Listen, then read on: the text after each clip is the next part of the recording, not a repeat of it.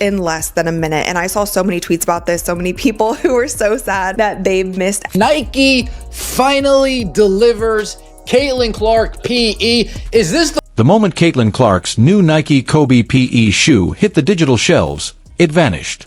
Gone in under a minute. Not 5. Not 10. Just 60 seconds, and 13,000 pairs were history. Across the country, sneakerheads and basketball fans stood in lines wrapping around sporting goods stores, refreshing websites, praying for that lucky checkout click. But while Clark's Kobe collaboration ignited the internet like a cultural wildfire, somewhere behind the curtain, Aya Wilson was fuming, and not just because her own Nike sneakers sat untouched on clearance racks. Nike, for years, had poured its resources into building Wilson's brand. They handed her the red carpet, a multi-year deal, custom designs with personal touches, symbols to honor her family, even ad campaigns directed by none other than Malia Obama. The rollout had been carefully choreographed. Out on this shoe, I saw that there was this one Dick's store and people were lined up around the corner like the first Caitlin Clark exclusive Nike commercial since she's entered the months in the making, rich with storytelling, symbolism, and heart. And yet, when Wilson's signature sneakers finally dropped, the only thing that moved was the dust collecting on the boxes. In contrast, Caitlin Clark didn't even have a signature line, just a colorway collab with Kobe, and the hype exploded. No custom logo. No media blitz. No emotionally packaged backstory. Just a pair of shoes and a name that had already become a brand unto itself. Wilson's frustration isn't without reason. This wasn't supposed to happen. For years, the WNBA had tried to crown her the face of the league, an MVP, a gold medalist, a force on and off the court. But no matter how much Nike polished the narrative, the public never responded the way they did when Clark stepped onto the scene. While Wilson begged for attention, Clark simply played, dropping threes from the logo, filling arenas, and turning every game into must-watch TV. It's some fire. I'm telling you, where there's smoke, there is fire, and these things is hit. WNBA, I know she's made a cameo here, she's made a cameo there, she was featured as part of her games weren't just basketball. They were cultural events. And for Nike, the reality hit like a slap to the face. They had spent years betting big on a brand story the public never fully bought into. And while they were busy checking diversity boxes and building Wilson's campaign from scratch, Clark was doing what no one expected, making their website crash without so much as a press release. Then came the pivot. Nike knew they had no choice. Caitlin Clark wasn't just a hot prospect, she was a phenomenon. She had single-handedly generated $82 million in economic impact for the state of Iowa alone. That's not a marketing miracle, that's a generational event. She was more than an athlete, she was a movement. While Wilson's team had to choreograph every step, every word, every look, Clark just played. And fans, retailers, and resellers followed in droves.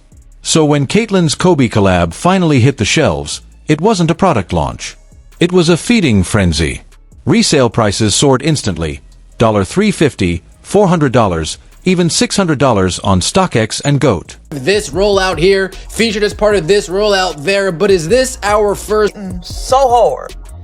And who got a bot? Who a shoe plug? It was like trying to grab a PS5 on launch day, except this time, it wasn't holiday hype.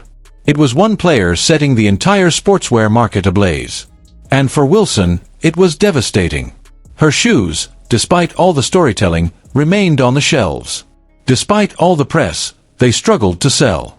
Despite all the effort, she simply couldn't generate the kind of organic demand that Caitlin did by just showing up. But the tension wasn't only about shoes. There's a deeper undercurrent. Some fans accuse Wilson of remaining silent during the months when Caitlin Clark was under constant media fire, unfairly labeled, criticized, and politicized. They say Wilson had a chance to shut down the noise, to show leadership by defending a fellow athlete, but she didn't. That silence now echoes louder than ever as she watches Clark's rise become undeniable. To be clear, this isn't just sneaker sales. It's a full-on referendum. The public didn't whisper. They roared. They weren't swayed by curated campaigns or years of positioning. They were captivated by raw talent, personality, and magnetism. Caitlin Clark didn't need to announce herself. The people did it for her. And now, Nike's finally responding. The company that fumbled and slow played one of the biggest stars in American sports is scrambling to catch up. Cause I need two birds. I need one for the sneaker wall, and I need one for my feet. Official Caitlin Clark solo commercial. They're releasing new ads, slick, surreal commercials showing Clark's eye transforming into a Kobe logo, metaphorical and bold. They're tweeting, posting, pushing, marketing, but truthfully, they didn't need to. Clark did the heavy lifting long ago. The demand was already there. Nike just had to stop getting in its own way. Meanwhile, Wilson's camp is reeling. She spent years demanding respect, crafting a brand, and fighting for space in the spotlight. But no matter how many MVPs she racks up, the reality is clear. She's yesterday's headline. Clark is the main event. And it stings. Wilson wanted to be the icon, the ambassador, the chosen one. But when Clark sold out 14,000 pairs of shoes in 60 seconds, the world voted otherwise. Wilson sneakers may still trickle out to dedicated WNBA fans or social justice supporters, but Clark's? Clark's are already cultural currency. Her logo, her highlights, her brand, it's all cutting across demographics, turning little girls into dreamers and grown men into buyers. This is the chasm between niche acclaim and mainstream takeover. Nike knows it now. They bet on the wrong horse for years, missing the future while trying to force the past. And the stock market noticed. Their shares tumbled nearly 60% from their highs. Investors questioned their direction. Former executives even called them out, publicly blasting the company for nearly letting their golden goose fly out the door in Adidas gear. But it's not too late. The train is moving, and Clark is leading it. She's not just the face of women's basketball. She's the brand, the product, the entire platform. And Wilson, she's left in a strange purgatory, watching her long-planned dream scenario slip right through her fingers, replaced by Clark's effortless ascent. Nike's pivot to Clark isn't just justified, it's necessary. They don't need campaign slogans or choreographed praise. All they need is her, Caitlin, the phenomenon who sells out shelves and dominates headlines with the quiet confidence of someone who's never needed to ask for the spotlight. She just is the spotlight. What's happening now isn't the beginning of Clark's rise. It's the middle of it. Her signature line hasn't even dropped yet, and she's already rewriting the playbook for women's sports marketing. She's not just moving shoes. She's moving culture. And for Wilson, that reality might be harder to swallow than any clearance price tag. The revolution isn't coming, it's already here. And Caitlin Clark is wearing it on her feet. If you'd like a call to action paragraph at the end, I can add that too.